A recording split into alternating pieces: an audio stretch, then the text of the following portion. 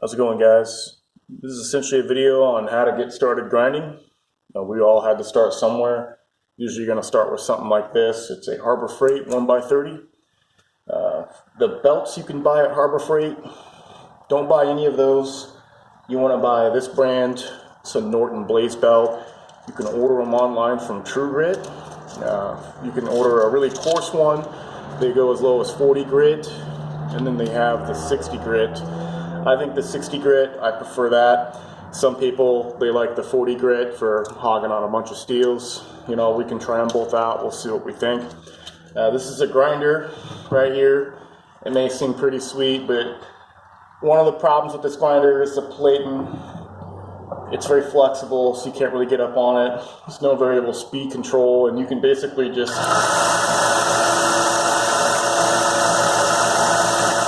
stop this guy with your hand, you know? So you can essentially, you can stop the center with your hand.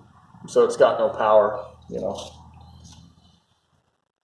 So there's limitations to this thing. At the same time, having a better grinder is not going to make you a better grinder. It's just going to save you time. There's some fundamentals that you should learn to try to apply. You can learn from this guy. You can make knives from this guy. There's some people that modify these things. Yeah, your goal should, though, definitely be to get a better grinder than this guy, because this thing is definitely leaves a lot more to be desired. But at the same time, you can't blame your grinds on your grinder. You have to realize that. As soon as I bought a nice grinder, I realized that it wasn't the grinder, it was me. I had to get better at it. So let's go ahead and we'll get straight to it. For the sake of this video, I'm not wearing a respirator. You should definitely wear a respirator when you're grinding with this stuff. The abrasive particles, the metal filings, you don't want that stuff to get into your lungs. So you want to wear a type of respirator, like those painter's mask respirators with the silicone half mask. That's kind of what you want to go for. But for the sake of this video, I'm outdoors here. We're going to do it without the mask. So I'm not really going to get into too many details about the operation of this guy. It's pretty straightforward. We're going to start with this 60 grit though here.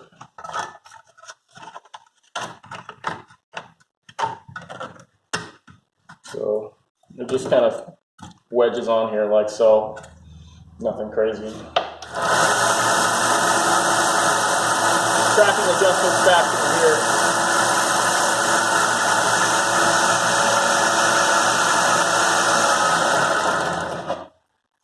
So we're going to be grinding a piece of Nitro V. This is at 64 HRC, so it's a hard steel. And the first thing that we want to do is, if you have the ability to, the reason why you see people always using this marking die is because they can mark and scribe a center line on the blade. So that way you can start the grind, and essentially you're just sharpening this guy. And then once you've sharpened it, you've got a nice even bevel on each side. Then you're pulling that bevel back all the way up. And the reason why you do that, instead of just pressing it flat on here like that, is that there's no way you can get a nice even grind from where you're starting here to your spine if you're just clicking it up like that. So you need to kind of come at it in little pieces, okay, when you're grinding, and switch sides, come at it with little pieces like so. So we're going to start a bevel on this first side here. We're going to check it out.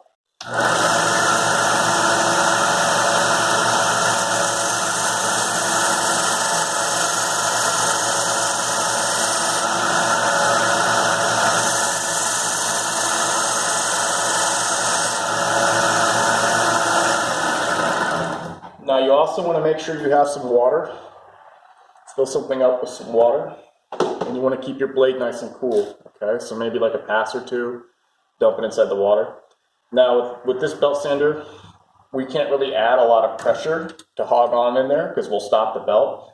You don't need to, you just need to make sure you're controlling your angles. And so you can see we're starting to get nice even bevel. Okay, and the idea is we need to hold it at a high enough angle so that we're just starting that bevel and taking it to that line. And then we're going to do the same thing on the opposite side.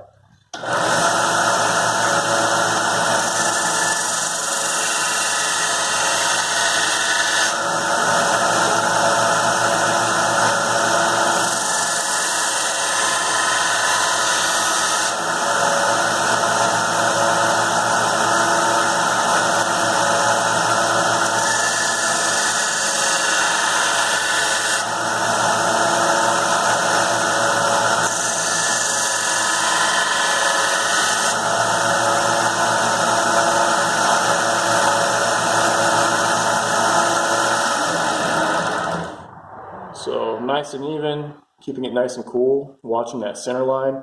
Let's even this out. We're going to do the same thing on this other side here. Okay, so the idea is that once you make this bevel on each side, then what you want to do is you want to drop the angle a little bit. Okay, so we're starting at about here, okay, when we're making contact on the grinder and coming all the way through.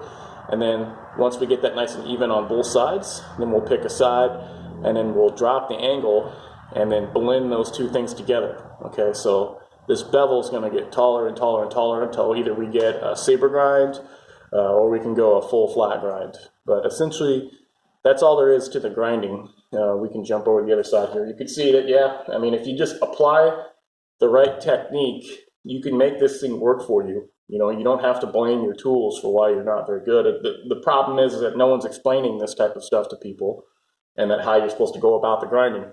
As far as something tricky I didn't explain there is how to get the tip area. And all I'm doing is when I'm coming out towards the tip, I'm pulling the handle towards me. All right, and it's the same thing if I was sharpening on a stone. When I'm sharpening on a stone, I just lift the handle to get to the tip, because it's the same thing as if I wanted to cut with the knife on a cutting board. If I wanted to cut with the tip, I have to lift the handle. It doesn't make any difference that you're at this angle. It's just funky, but it's the same thing. You just lift the handle to make contact with that. And that's all there is to it. It's an angle you're not used to.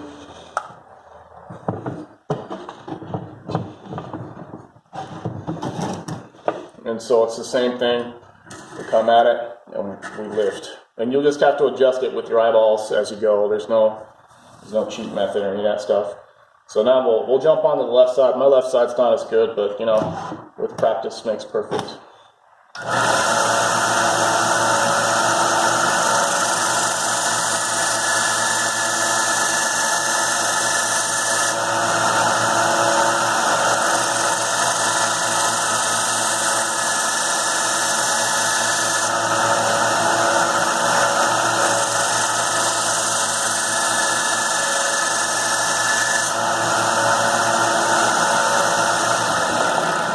Next question you're asking is how often should you dunk it in the water?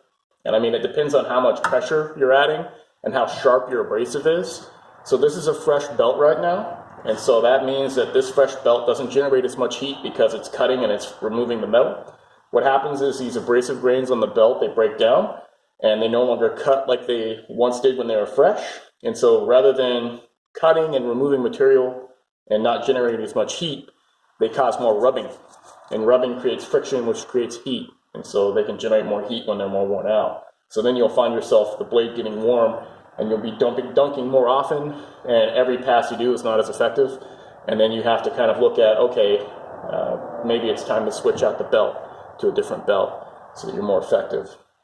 And so how often should you dump it in the water? It depends on the freshness of your abrasive, and it also depends on how much pressure you're adding. You can add more pressure, you can get this thing to hog more, but this motor is not powerful enough to really keep up with the pressure you add.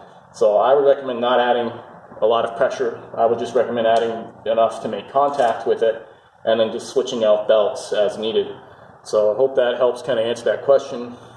You want to do this barehanded. You don't actually want to do this with gloves so you can feel the blade. You don't want it to get too warm. You don't want it to get hot. So your idea is that you make a few passes, you dunk it in water, and you dunk it in there preemptively.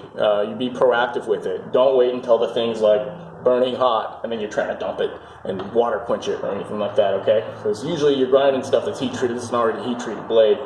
Now when you dunk it in the water, you want to swish it in the water in the direction of the blade. Going like this, it's like a paddle. It's just splashing, getting water everywhere. So it's actually more effective transfer of heat to the liquid if you actually just move it and try to slice through the water like that. So whenever you see me dunk the blade, I'm doing that. I'm not actually getting water everywhere, using it like a paddle, so keep that in mind. So this is part one of the grinding series. We'll end the video here, but that's kind of the nuts and bolts of it. Stay tuned. We'll see if we make more videos like this. But I just wanted to help out some people that were interested in, man, how do I get started with grinding? And man, I can't afford a $1,000 grinding machine and this and that. And what do I do? Well, the thing is, you can get by with something like this for now, but eventually you seriously do want to look into a 2x72 as soon as possible if you're serious about making knives. But something like this works. I think that for the most part, with most things in life, it's about the skill and not the tool, and that if you are more skilled with something, the tools, all they do is they just speed everything up. They make you more efficient. So just cut the video here. Thanks for watching. Take it easy.